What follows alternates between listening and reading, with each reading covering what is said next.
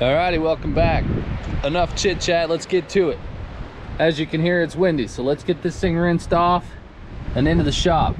So we're getting ready to do the Duramax swap. I figured I'd rinse it out real quick. I don't have a steamer pressure washer, but I do have this stuff. Super Clean is always my go-to. So I'm gonna soak this all down with Super Clean. Get this pressure washer cleaned up, and we'll get to it. Yeah, I don't have a steamer pressure washer, so we're gonna have to use the next best thing. We'll get this kind of pre-soaking. We'll get set up with a few things.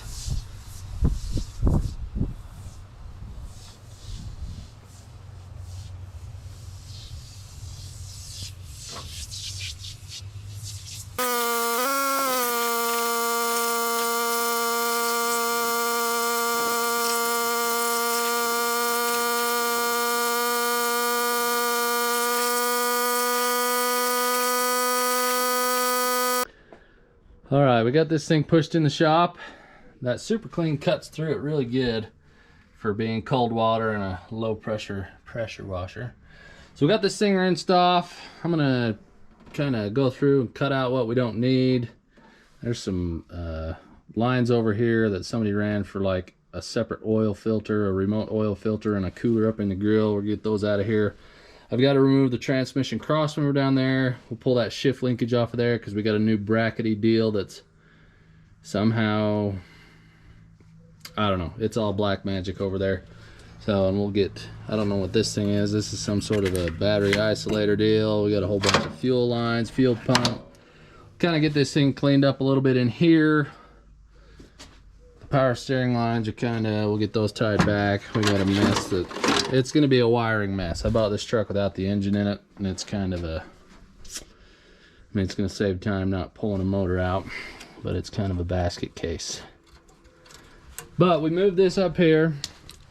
We got the engine sitting here because we didn't think we'd get it through that door once we pulled the truck in here. Transmission's ready to go. So I'm going to get a few things going on this thing, and let's get into it. Alrighty, I've started a pile of parts for us. I took the grill out. We had that cooler here for that separated oil system, whatever that was. Removed all those lines, made a mess. Trans cooler's out of the way. We're gonna use, I don't know if we're gonna use the one from the donor truck or if we're just gonna get one and build our own lines. But I've got the cross member out of there. Luckily that was just bolted in. It wasn't hot riveted in like some of these used to be, but that one unbolted pretty slick. I don't know if you can see it. I gotta get the drive line, drop the carrier, get the drive line out of the way. We've got fuel pump. I'm still gonna, we gotta cut all those lines and everything out of here, make some room up here, but I think we're about ready in the engine compartment. I'm gonna drop that drive line and then we'll go start unboxing parts and figure out the block side for the motor mounts. This kit that I bought should just bolt this engine right in, utilize the factory lowers, and utilize, they've built some adaptation to go for this.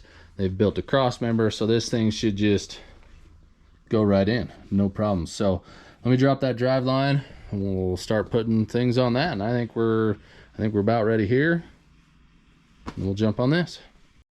All right, we got parts unwrapped. So we've got these block plates go on the side of the block, and it give us bolt holes to line up for these custom mounts that they've got here. And then our lowers, these just get put right where the 454 isolators go, down there on the cross member. And then we've got some polyurethane isolators that go in there. So, and then we got a transmission cross member mount. We've got a cross member here. This is all top shelf stuff. Like this guy, you know, the price you pay for it, it's a little pricey, but the amount of time that you don't have to spend fabricating, this kit is totally worth it, and the quality's top shelf. So let's get these bolted on, get our lowers in, and I think we'll be ready. I'm gonna put the transfer case back on here. I know it's two-wheel drive down the road. I'm hoping to find somebody with a two-wheel drive that I can either swap the transmission out or the parts to convert to two-wheel drive, but I need the transfer case for now because the output speed sensor is on the transfer case. So we can fix that down the road, or if we ever convert this to four-wheel drive, we'll have a transfer case and we can just put a driver's side drop axle in there. Yeah, let's put those on that and those in there, and we're ready. I think first thing in the morning we'll have this thing up in the air and going in. All right, it's late. We've got our lowers in, the bushings in there, we're ready in here. I didn't get these fuel lines out of there. We'll get them out of there in the morning. But I got the lowers in there. Other than that, we're ready. But I had to run to town and get a tap. I got these all on there and they are slick, well thought out. They work good, but I had to go get a tap. There's a couple of these bolt holes over here. I don't know if you can see that one. They don't really get used with the Duramax motor mounts, so I had to clean them out. Didn't have the right tap, so we got that. But we've got our mounts. We're ready. We're gonna get this. We're gonna have to resituate this truck a little further. That we'll probably pull it forward, cut the wheels, get it over there as far as we can, and get this in front of the truck, get everything re-squared. This should go high enough that we should clear. We should clear this. We might have to unbolt this latchy thing or sneak it around it, but it should go high enough to clear that, so we shouldn't have to pull the core support out. I've kind of been eyeballing some measuring. It's going to be really tight. I think with some work massaging, we could probably use the factory Duramax cooling stack. I got my radiators back there, radiator and charge cooler, been checking them out. With a little massaging of the core support, we could probably use this mechanical fan, but I might just see if there's an electric fan option. I mean, the Duramax is a popular enough option. I'm going to see if somebody makes a shroud that goes on and uses a couple of good electric fans. Probably do that, and then we would have more than enough room for electric fans, my guess is, because that thing sticks out there a mile. So anyway, we'll catch you guys in the morning. Should be about that quick. We'll see you then.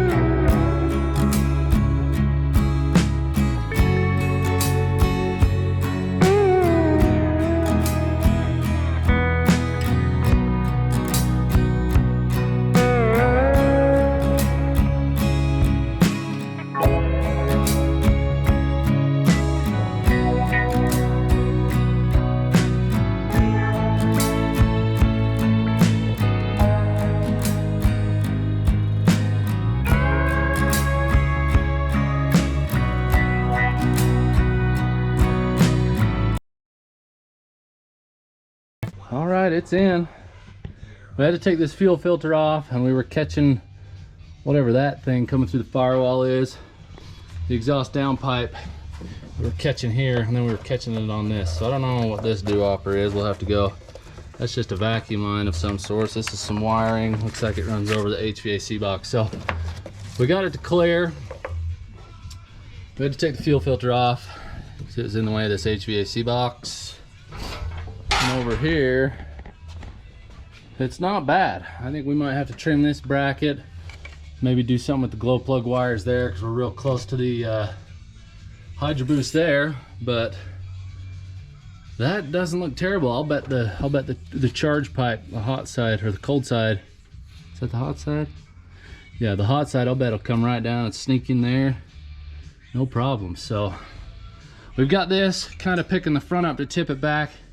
We'll start working on the transmission, getting it up there and close. And we'll keep you updated. All right, well, engine's sitting in there. We got the motor mounts tight. I had to trim a little extra floor to get this thing up high enough to get the transmission cross member in it, but we can just tack all those back in and we'll body filler it up or something, or we'll get the seam sealer up real nice. But it's in this cross member. So the cross member's in.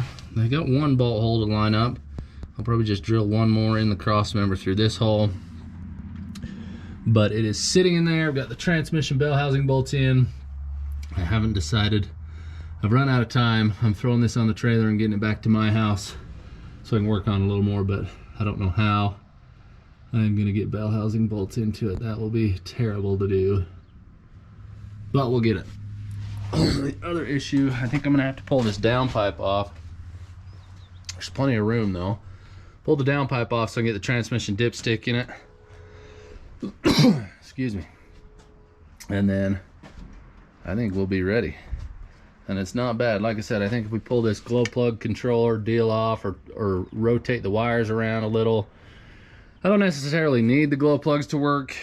This is going to be a summer truck, and they start pretty good in the winter anyway without the glow plugs. So, but yeah, that is looking pretty good. We'll have to see about this bottom down here, about radiator hoses, but I think we're gonna have to pull this fan off, put electric fans on it, because I don't know if there is enough room. Let's measure it now that I've got it. We'll go grab a tape and we'll check it and see how much room we got, because I would love to run the mechanical fan and not an electric fan. So let me get that and we'll check it. So somehow my camera got put into time lapse. I'm still not sure if the intercooler and radiator are going to fit, but subscribe, keep track of this project. We're going to get going on it. Thanks for watching. We'll see you in the next one.